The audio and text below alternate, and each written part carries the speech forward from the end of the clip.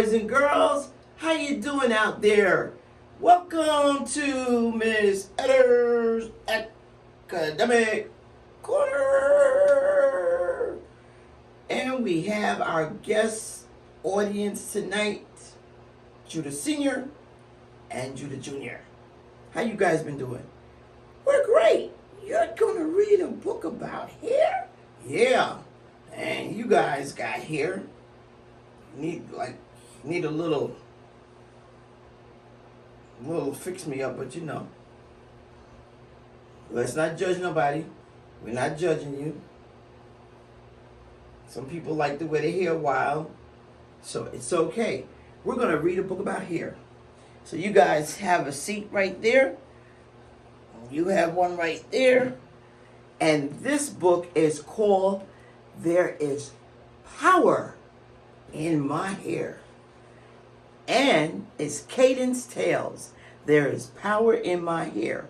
Written by R.W. Lee, and the illustrator is Cameron Wilson.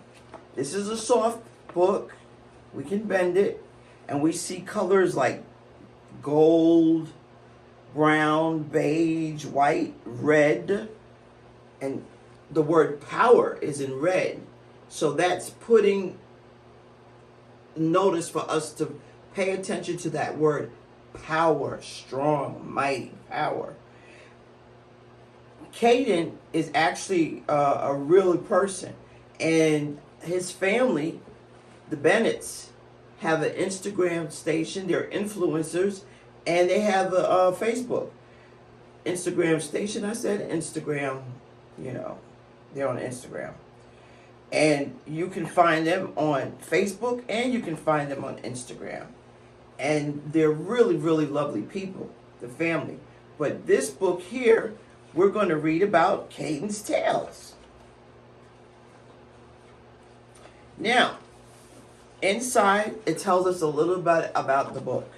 This book was written on behalf of our son, Caidyn M. Bennett, who, like many African American youth, is forced to cope with negative experiences, misconceptions, and stereotypes almost on a daily basis. His fair skin, feminine features, and strong opinions are some of the struggles he faces. In this story, it is his hair, better known as his locs, and his cultural inheritance that we seek to give positive recognition. This story is very relevant today at a time when superheroes are being greatly highlighted and imitated by children of all ages. Also at a time when African Americans no longer feel the need to assimilate to American ways. This is for older kids. You can read this, and parents. But this was written by the Bennett the Bennett family. And another thing is, sometimes people see people with dreadlocks or locks, and they have negative things in their head about it. And we should not judge a book by its cover. So let's read some more about what Caidyn's Tales has to say about There Is Power in My Hair. It's Saturday. Caidyn has been waiting all week to put on his new cape and watch his favorite superhero in action. Pow, pow, take that, says Caidyn, while he kicks and swings across the room, practicing his super moves. Caidyn has on a cape, and we see some pictures back there on the wall. We actually see the Black Panther in the middle, Martin Luther King Jr., and former President Obama. And we see some books on the side, too. As his dad walks in, Caidyn yells, "Look, Daddy, I'm watching my favorite superhero. He has lots of superpowers." "Well, guess what? You are my favorite superhero, and you have superpowers too," said Dad. "There is power in your hair, son."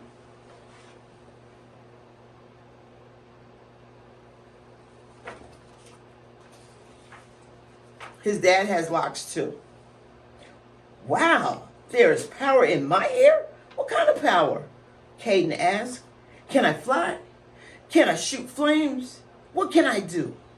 No, son, not that kind of power, said Dad. Listen, and I'll tell you what powers you have. Your first power is royalty, like a king. So Dad is talking to Caidyn. His first power is royalty. You see, Caidyn, many of our ancestors, and that's people who came before us, were great kings, like the three we have on our wall. They have a picture of King Hannibal, King Shaka Zulu, and King Mansa Musa I. We have King Hannibal, King Mansa Musa I, and King Shaka Zulu. They were all powerful, great leaders, son. Now, some of your parents may know King Shaka Zulu because they made a movie a long time ago about him. Yeah, actually on TV. Hey, look at me, said Caidyn. I'm a king. I have royalty in my hair, and I'm going to grow up to be a great leader too, Daddy. Yes, you will, King Caidyn. You also have power called culture, and culture has many faces. Let's take a look, said Dad. So we have royalty so far, and now we have culture, which is spelled C-U-L-T-U-R-E. This is the great Ethiopian Empire, Haile Selassie I. He was also called Rastafari Makonnen. There is where the Rastafarian culture began. Look, he has locks. He has hair like mine, said Caidyn. Yes, son, hair like ours goes way back in time, even far as ancient Egyptian pharaohs, said Dad.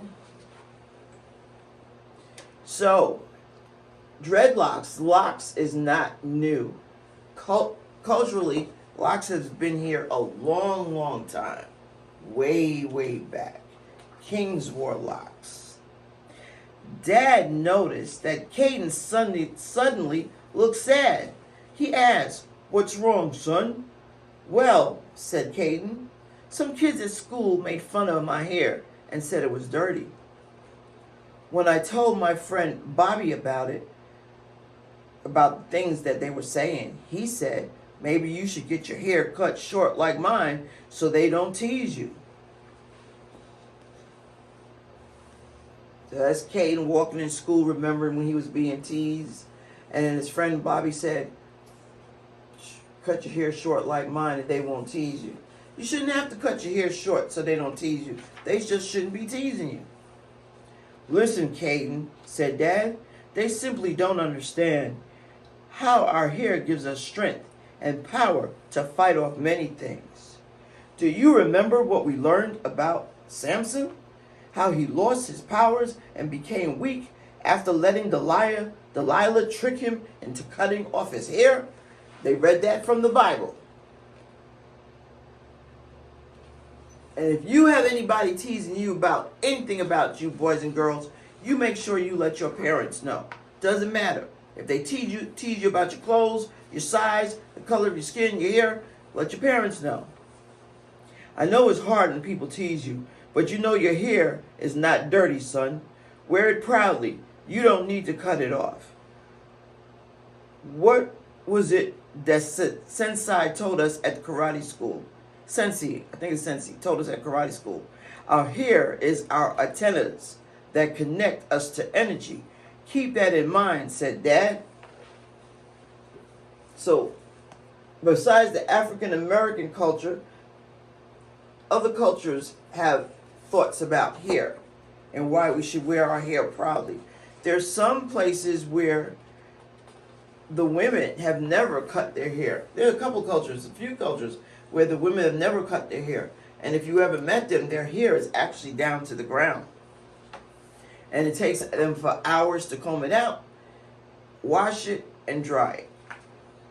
Wow, That's 1, 2, 3 powers: royalty, culture, and strength. Do I have any other powers in my hair, Daddy?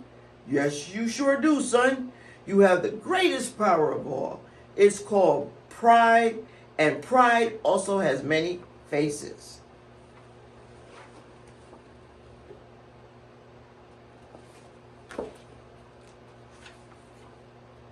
Let's see which pride they're talking about.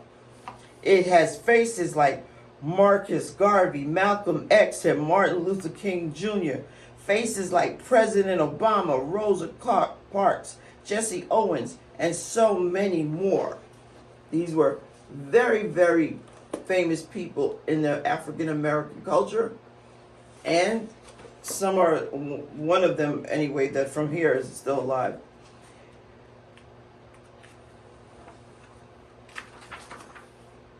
Caidyn got so excited. He spread his arms and off he flew, yelling, "I've got powers! I've got superpowers, royalty, culture, strength, and pride. I'm Daddy's superhero." And we're talking about pride, which you are confident about who you are and the people that you came from, and that you're happy about it. Caidyn is walking around with his superpowers. And what are they again, boys and girls? Royalty, culture, strength, and pride. Caidyn returned to school wearing his crown, his cape, and a new t-shirt Dad made him. This time, there was no teasing. Instead, the kids watched him with excitement. As Caidyn proudly walked past them in the hall, he couldn't stop thinking about his new superpowers. He put on a big smile and said to himself, he didn't say it out loud, he said to himself, "Pow, take that."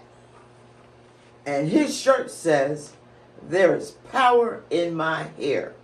And he's walking straight up, and he's walking like he's a king, and he is walking like he knows he has superpowers. There is power in my hair, and that's the real Caidyn. So remember, boys and girls, if anybody is teasing you about the way you look, about your hair, or anything about you, you make sure you let your parents know. There is power in my hair.